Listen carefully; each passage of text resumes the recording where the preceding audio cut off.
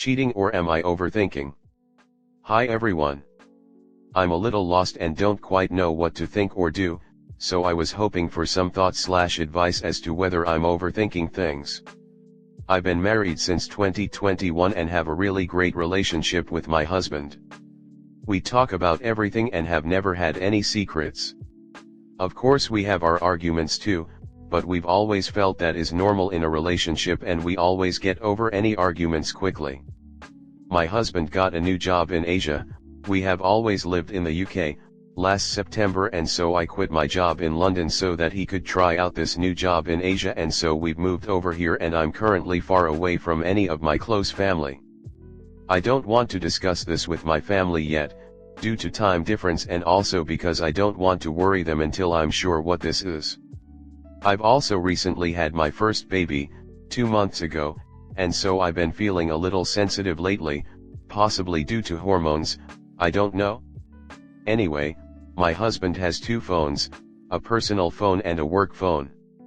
Lately I've noticed him using his work phone as if messaging someone, but every time I walk near him I see him turning his back to me or going into the bedroom as if he's trying to hide his work phone from me.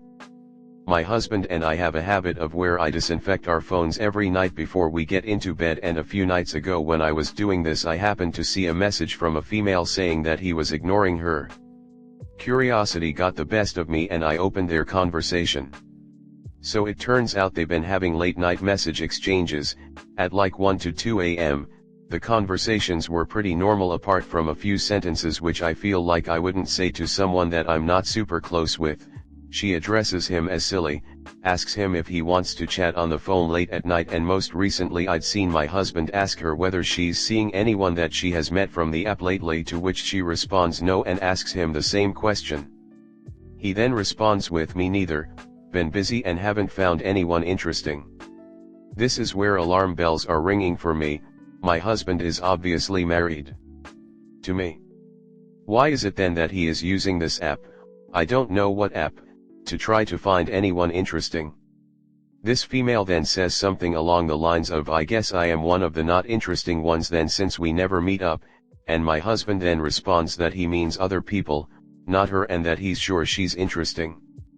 I know these message exchanges aren't anything explicit or cheating as such, but I can't help feeling a little betrayed and shocked that my husband is talking to this female late at night after he tells me he's going to bed. We're sleeping in separate rooms since I gave birth, as I am sleeping with my daughter at night. I don't really know what to think and not sure if this even constitutes cheating or if he's going to take things any further with this female. I don't even know what this is. Am I just overthinking, or is this what I think it is and this is the start of him being unfaithful / our marriage breaking down? Would be grateful for any thoughts. Thank you all. Comnet. You are not overreacting. This is something that needs to be in the open and discuss, before it goes any further. Yes honey, it is cheating. He is trying to lure the girl into connecting with him. Doesn't matter if he has the app or not. He is trying to make it look like he is open if she volunteers. Stay strong. Confront him and keep your boundaries. Take your baby and get home. Don't be under his power or rule. He may be just enjoying the attention and feels it's harmless fun, that he has himself under control and would never meet them. The problem is everyone is hot-wired to bond physically and emotionally. That's why friendships are transparent, open, and not secret. He's playing with fire, and in time it's very high risk to escalate. Eventually he'll meet someone that holds his interest. Just like if you were dating online, you'd also find a guy you like. He's playing with fire and needs to stop. Also, he destroyed your trust. He needs a plan to rebuild trust. Time alone doesn't. And he can't say trust me. For example, no passwords anywhere including the business phone, no unaccounted for time, no going out with the guys. First, stop with the separate bedrooms. It is part of life that a baby cries at night and you hardly sleep in the first time. Also for your husband. You get up and take care of it, so he can continue to sleep. With your separate bedrooms, you may give him sleep, but at the same time you take any reference to closeness and intimacy and you have taken the first step to emotional separation with it. If you lie with him, he will no longer write to others at night because you are with him and he will be too tired to write to others. You are fresh parents, but still a married couple despite everything. Then sit down with him and tell him how he behaves. Tell him that you know the news and ask for insight into this app. Talk to him clearly. Don't gloss over anything and don't let yourself be rejected. He seems to be looking for attention or closeness, something he doesn't get at home. What he is doing is emotional fraud so far. I can't say whether he is aware of it. It's just a matter of time before he finds a woman in his app who wants to meet with him. You have to act now and not sit it out. If necessary, take his cell phone and write to her. Next story 2. Has a relationship of yours ever done a complete 180 for the worst? I was in a 2/3 year relationship, now 28F, 30M, with someone I thought was the one. I know, everyone says that.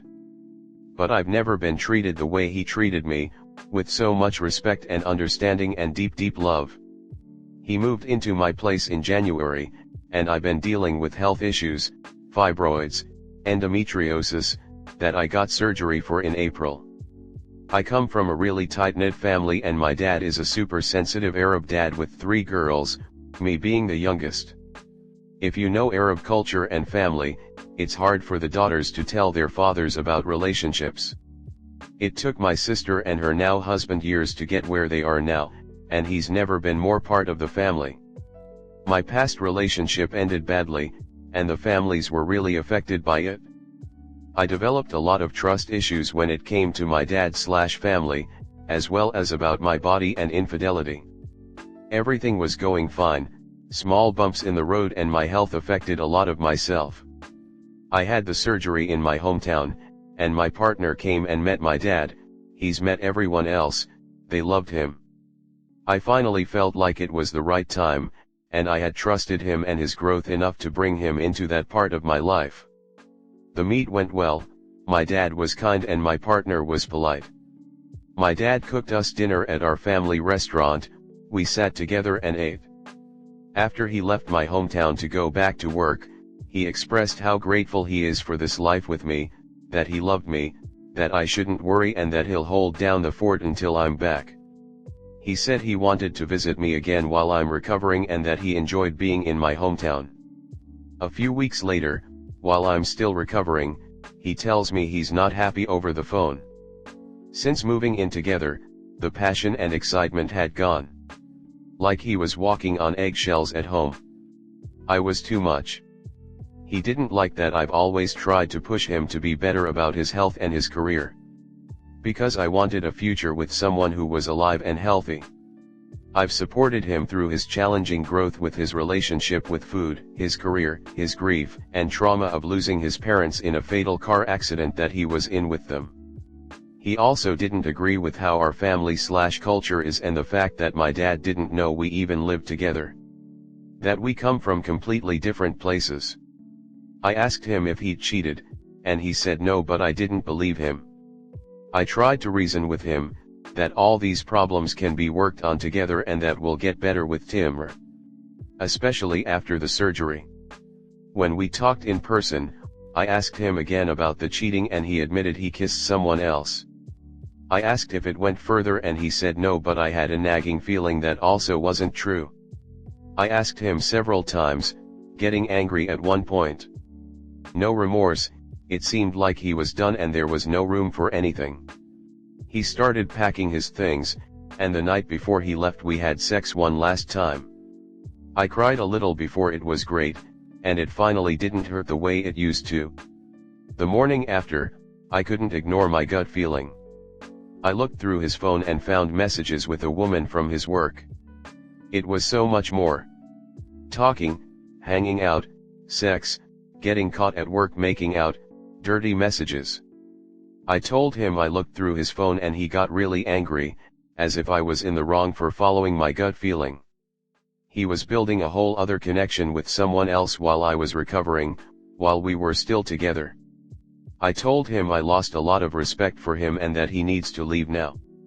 That I never wanted to see him again. After that it was sad. He cried and was emotional that it was the last time we'd see each other, that I wouldn't be in his life anymore. That he always does this, hits the reboot button on his life when things get safe, tunnel vision and forgets everything else. He's reached out twice since then. I didn't reply to the first one but I replied to the second. I just don't know where to go from here. I keep holding on to hope that he'll show up one day, even though he made all my fears and insecurities a reality. The love we had was so deep. He was the one who always pursued me, who convinced me of so much, who broke down my walls. It took me so long to open up to an official relationship at first, and to introduce him to different parts of my life due to past fears and being protective of myself.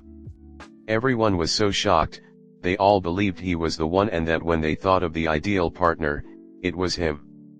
He just decided for the both of us to violently end things in such a disgusting way, after building something so special.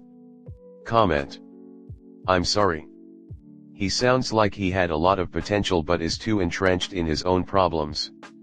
As a therapist once told me, you can't build a life on potential. It's a fantasy. You especially can't build a life with a cheater and a liar. On the bright side, you appear to have made some breakthroughs of your own, tearing down walls, feeling more comfortable revealing a relationship to your family, etc. It'll make it easier for your next relationship. Your therapist is definitely right.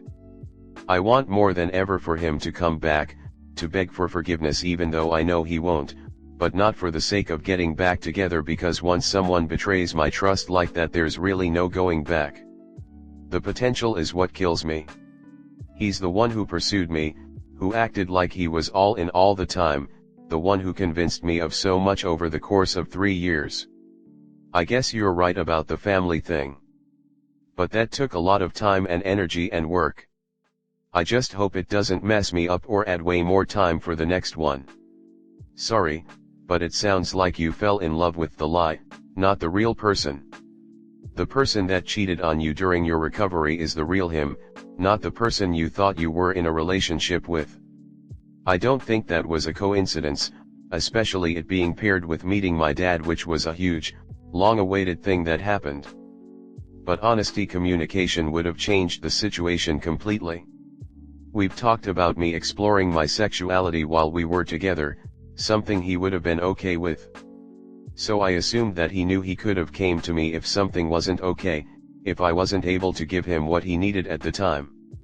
You can't get everything you need from one person all the time, and I think if there's enough respect and communication in a relationship then you can figure out what's best for the two of you in that relationship.